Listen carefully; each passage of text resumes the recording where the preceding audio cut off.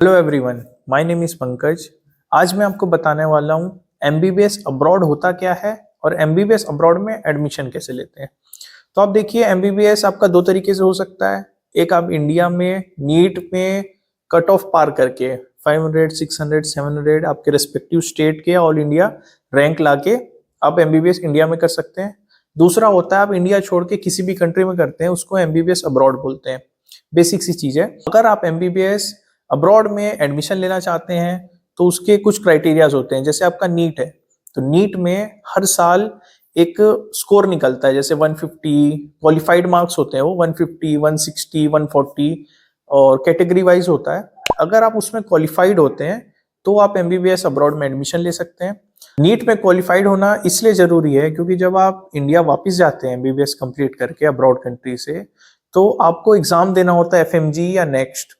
तो वो एग्जाम देने के लिए आपको क्वालिफाइड होने के लिए नीट क्वालिफाइड होना पहले जरूरी है। अगर आप नीट क्वालिफाइड नहीं है और आपने एडमिशन ले लिया है तो आपको अब्रॉड कंट्री में ही प्रैक्टिस करनी होगी, आपको इंडिया में प्रैक्टिस करना अलाउड नहीं होगा। सेकेंड क्राइटेरिया है आपकी एज 17 ईयर से ज्यादा होनी चाहिए। थर्ड क्राइटेरिया है आपके 12th में पीसीबी में मोर देन 50% मार्क्स होने चाहिए अगर आप जनरल कैटेगरी से हैं, और मोर देन 40% मार्क्स होने चाहिए अगर आप रिजर्व कैटेगरी से हैं। अब मैं आपको बताता हूं कि एमबीबीएस अब्रॉड में एडमिशन कैसे लेना है। तो अगर आपको एमबीबीएस अब्रॉड में एडमिशन लेना है तो सबसे पहले आपको खोजनी होगी एक अच्छी कंसल्टेंसी, और साथ ही साथ पैरेलल में आपको खोजनी होगी एक अच्छी कंट्री और एक अच्छी यूनिवर्सिटी। कंसल्टेंसी अगर आपको अच्छी मिलती है तो वो आपको गाइड करेंगे, अच्छी यूनिवर्सिटीज के बारे में बताएंगे, अच्छी कंट्रीज के बारे में बताएंगे, जो सेफर ऑप्शन होगा, जो चीपर ऑप्शन होगा, या फिर जो वर्थ इट यूनिवर्सिटीज होंगी उसके बारे में आपको बताएंगे। तो आपको अच्छे से पहले रिसर्च करनी है कि कौन सी कंसल्टेंसी है, वो कितने एडमिशन्स करवाए हैं उन्होंने, कहाँ वो काम कर रहे हैं, अच्छे तरीके से काम कर रहे हैं कि नहीं, उनके रिव्यूज कैसे हैं। ठीक है। सेकेंड थिंग, आप अगर कंट्री चूज करते हैं तो आप वो कंट्री देखें जहां पे ना वॉर हो, ना कोई बॉर्डर डिस्प्यूट हो, पीसफुल कंट्री हो। उसके बाद वो एनएमसी की सारी गाइडलाइंस फॉलो करती हो, क्योंकि एनएमसी की जितनी भी गाइडलाइंस हैं वो आप जाके ऑफिशियल वेबसाइट पे देख सकते हैं, आपको सब कुछ मिल जाएगा। ये आपको खुद रिसर्च करनी होगी, ठीक है। नहीं तो बाद में बच्चे कहते हैं कि हमारे साथ स्कैम हो गया, हमारे कंसल्टेंसी ने नहीं बताया। आप ये खुद भी जाके चेक कर सकते हैं, छोटी छोटी चीजें हैं। उसके बाद आपको एक अच्छी यूनिवर्सिटी देखनी होगी कि उस यूनिवर्सिटी से स्टूडेंट्स ने डिग्री कंप्लीट करी है कि नहीं करी, वहाँ का एफएमजी पासिंग परसेंटेज क्या है, आज तक कितने बच्चों को वहाँ से डिग्री मिल चुकी है, वहाँ की पढ़ाई कैसी है, वहाँ के रिव्यूज कैसे हैं, वो कंट्री कैसी है, यूनिवर्सिटी में फैसिलिटीज कैसी है, हॉस्टल्स कैसे हैं, मेस कैसा है, खाना कैसा है। तो सारी चीजें आपको पता करनी होगी। उस कंट्री के रूल्स एंड रेगुलेशन कैसे हैं, उस यूनिवर्सिटी के रूल्स एंड रेगुलेशंस कैसे हैं।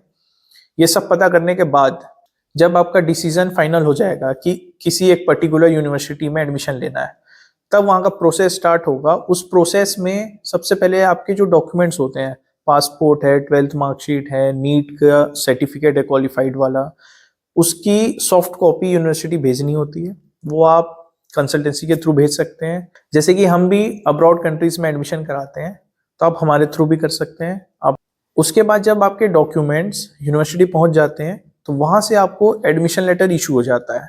एडमिशन लेटर में आपका कंप्लीट नेम होगा, आपकी पासपोर्ट की डिटेल्स होंगी, नहीं तो आधार कार्ड की डिटेल्स होंगी, यूनिवर्सिटी के प्रॉपर लेटर में बनेगा। फिर एडमिशन लेटर इशू होने के बाद आपको इनविटेशन लेटर इशू होता है यूनिवर्सिटी से, जिसको टेलेक्स भी बोलते हैं। ठीक है। उसके बाद जो आपकी कंसल्टेंसी है वो आपका वीजा लगवाने में आपकी हेल्प करेगी।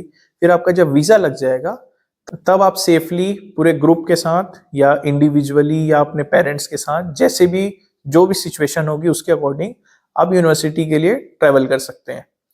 फिर आप यूनिवर्सिटी पहुंच जाते हैं, आपके डॉक्यूमेंटेशंस होते हैं। इंडिया में भी वैसे काफी सारे डॉक्यूमेंटेशंस होंगे जो रिक्वायर्ड होंगे, बाकी के आपके यूनिवर्सिटी में होंगे। वहां जाने के बाद आपको वहाँ की रेसिडेंसी, वहाँ की जो भी मतलब रिक्वायरमेंट्स होती हैं, सब फुलफिल करने के बाद आपकी क्लासेस चालू हो जाती हैं। तो एक प्रोसेस है सिंपल सा, मैंने शॉर्ट में बताया है। बाकी आप मेरे से 1-on-1 कंसल्टेशन भी कर सकते हैं, आप दिए गए नंबर पे मैसेज कर सकते हैं।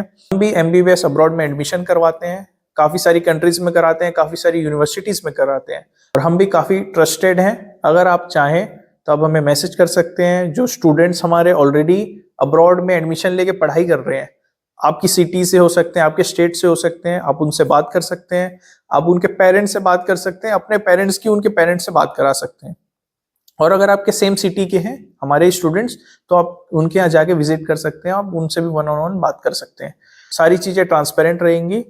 और आप हमें मैसेज करें, सारी यूनिवर्सिटीज़ की डिटेल्स लें, हम आपकी हेल्प करेंगे बढ़िया से बढ़िया यूनिवर्सिटी खोजने में। और कोई भी छोटी से छोटी, बड़ी से बड़ी जानकारी चाहिए तो आप एक बार हमें जरूर कॉन्टेक्ट करें। Thank you so much.